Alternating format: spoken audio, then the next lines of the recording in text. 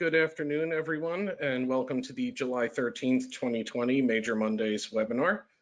Today, we're going to be discussing a topic very near and dear to my heart, the New York serious injury threshold. So without further ado, let's dive on in. As always, this is a live session, so question and answer portion at the end. You can see the box, how to type in your questions, and if there are any at the conclusion, we'll get to them. So, where does the serious injury threshold come from? And any of you who have subscribed to this webinar series might recall one we did recently on the verbal threshold in New Jersey. This is sort of New York's analog to that, but actually maybe a tad more complicated. So it comes from Article 51 of the New York insurance law. That's also known as the no-fault law. And the mandatory policy endorsements in New York, those are found in 11 NYCRR Part 65.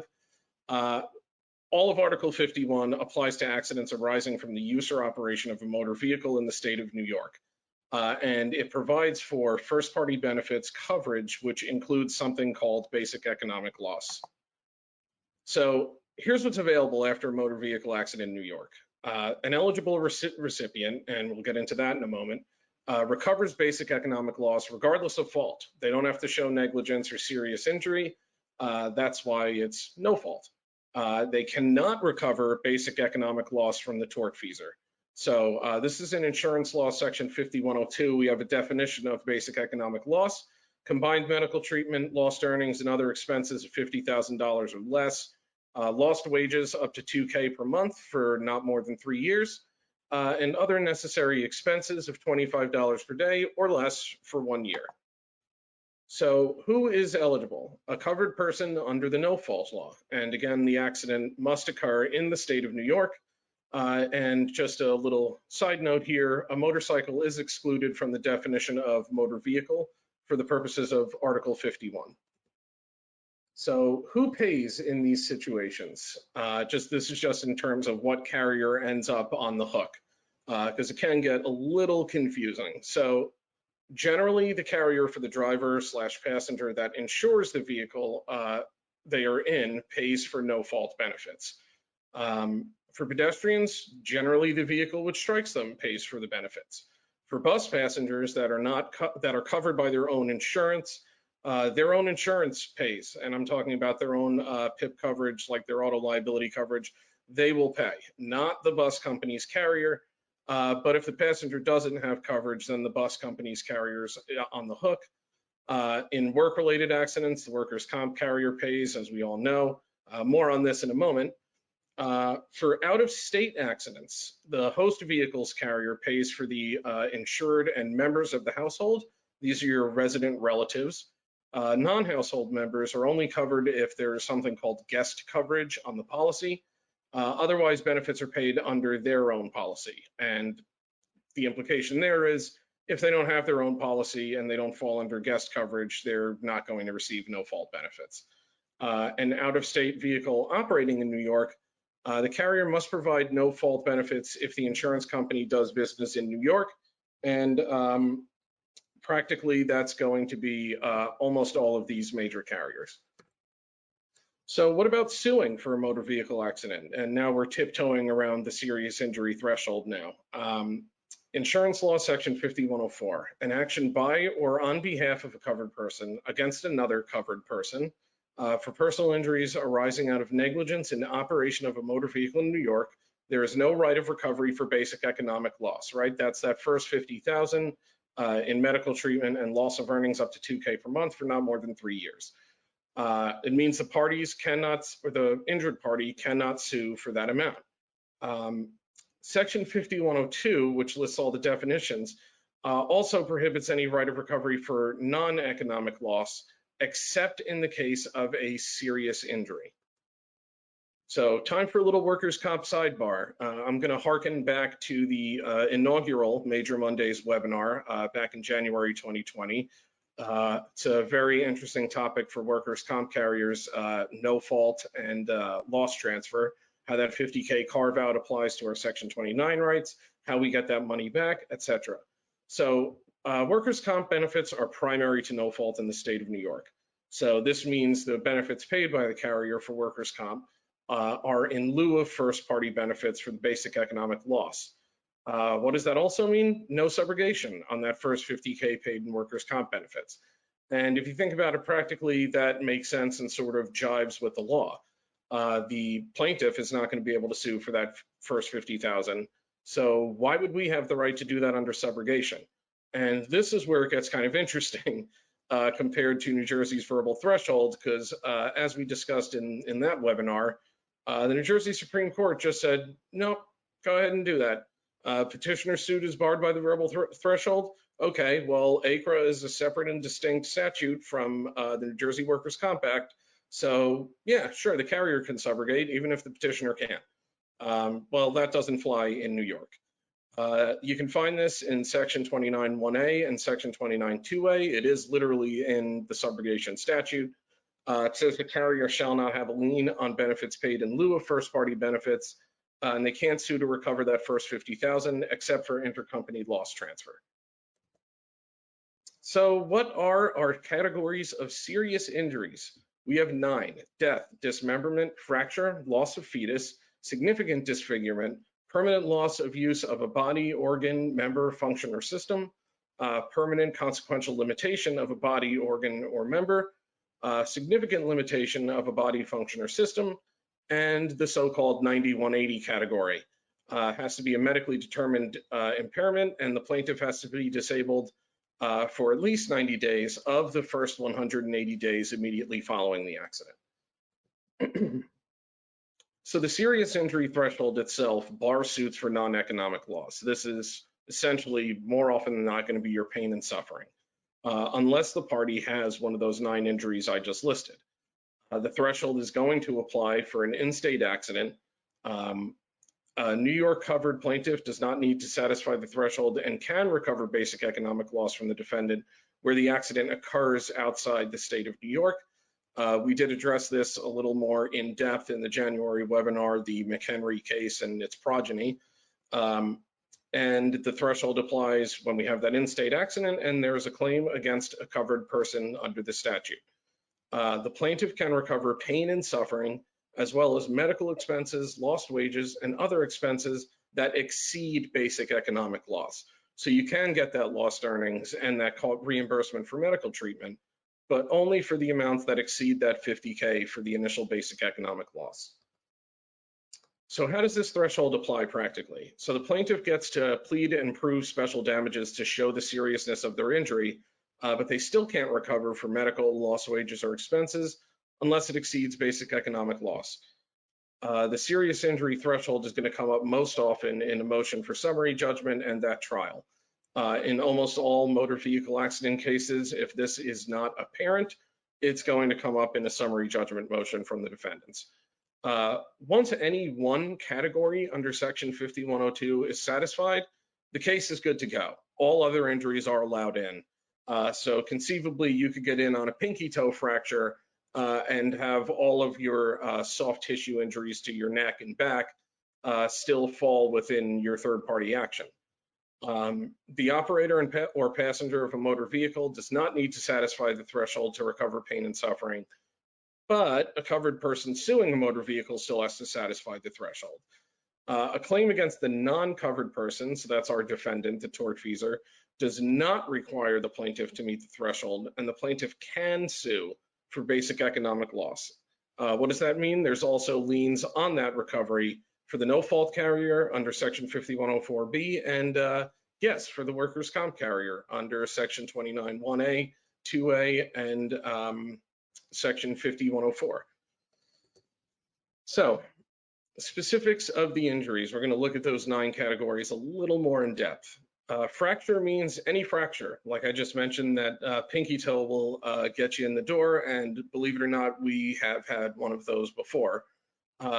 Any fracture, even if it's very minor, is enough, except for teeth. But the fracture need not be permanent. And when I say except for teeth, that can qualify as a fracture, having these chipped or dented teeth, but generally there needs to be some sort of sequelae or consequences flowing from the chipped tooth. So in other words, it can't just be, hey, look, this is kind of unsightly. There needs to be some sort of impact on the plaintiff's life, or maybe some sort of permanency to the condition. It can't be remedied. Something that takes it beyond just a mere chipped tooth. Significant disfigurement. The standard is somewhat heartless, but the language is nonetheless interesting. So it must be regarded as unattractive, objectionable, or the object of pity or scorn. That's from the Sermons versus Manna case from 2002. It also does not need to be permanent. Permanent loss of use of a body, organ, member, function, or system. This need not be significant or consequential, but it must be a total loss of use. This means that with neck and back injuries, if you're plotting your course as a plaintiff, it's probably better to go with the permanent consequential category or the significant limitation category, and we'll get into that in a moment, why that's probably sounder litigation strategy. It's permissible for a plaintiff to recover future pain and suffering, even where the category satisfied is temporary. So they have that fracture in the past as a result of the accident, and maybe they heal from that, but they continue to have pain and suffering from the other injuries that maybe wouldn't have qualified. They can still recover for those. You think of the serious injury threshold as a gatekeeper to the survivability of the case itself. So the permanent consequential category. As I just mentioned, you can use this one for neck, back, or other injuries. A herniation or a bulge is usually not going to be enough, absent a greater showing. And there's just across the different cases out there on the topic, there's essentially 8 showings that the courts have arrived on for sustaining under this category. It's got to be permanent. There has to be some kind of consequential limitation, qualitative or quantitative. There has to be objective evidence of the injury, but not necessarily of the restrictions themselves that come from the injury. There's got to be a recent exam, so permanent means permanent. There's got to be some curtailment of activities, and this is not the same as the 90-180 category. You just need to show a consequential interference with the plaintiff's life. There needs to be an explanation of the treatment rendered, an explanation of any gaps in treatment. So that's approximately 15 months, which would be the no-fault benefit cutoff, and the plaintiff needs some reasonable explanation for that, and an explanation of all prior and subsequent similar injuries. The significant limitation category. Same requirements as for the permanent consequential limitations that we just went over, except medical permanency is not required. So for the purposes of the standard, significant is the same as consequential. Frequently used by plaintiffs for neck, back, and other such soft tissue injuries. They also must show the duration of the injury, and this goes toward the issue of significance itself. The 90-180 category, the hotly litigated catch-all.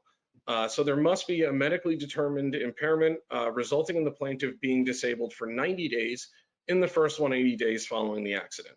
This has to prevent the plaintiff from performing substantially all of the material acts which constitute such person's usual and customary daily activities.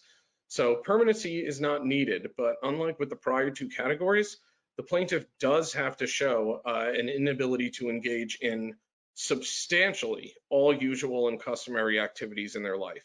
This is a tougher standard.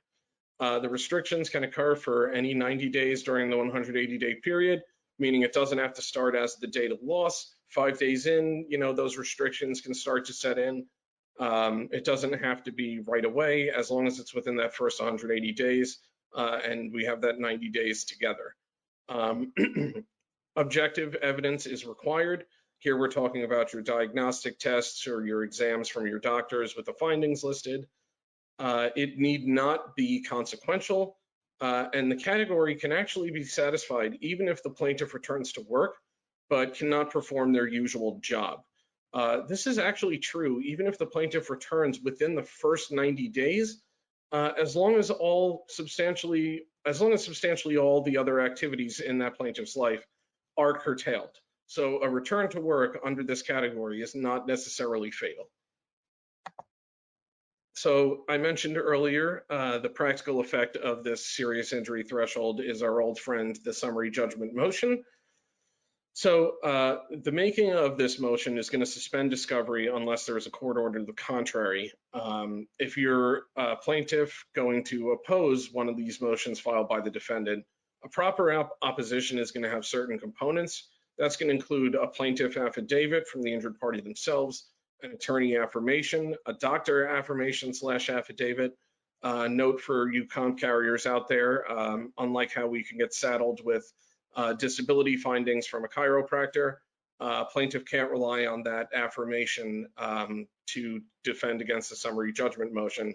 Chiropractor is insufficient for that. And a memorandum of law. There must be an actual signature from the doctor. It can't be computerized or stamped.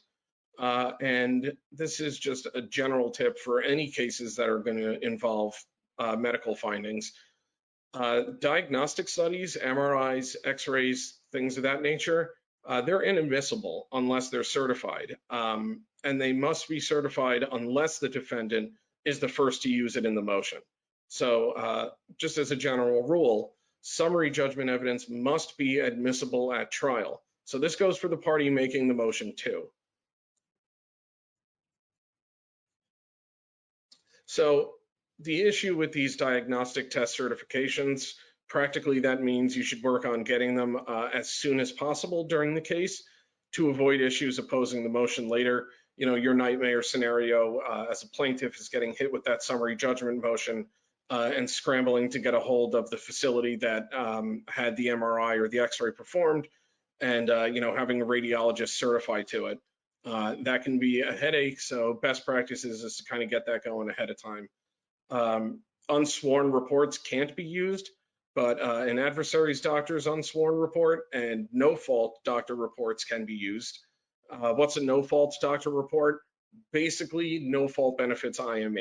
So if you're trying to cut off medical treatment during that first 50K, that basic economic loss, you are allowed under the no-fault law, the carrier is allowed to get an IME almost as if it was a workers' comp claim. The strategy for the plaintiff is to use as many categories as possible to meet that threshold. Plaintiff should be checking to see if the motion for summary judgment was timely filed and should possibly consider a cross motion on liability to leverage maybe a better settlement out of this or get the defendants to the table at least.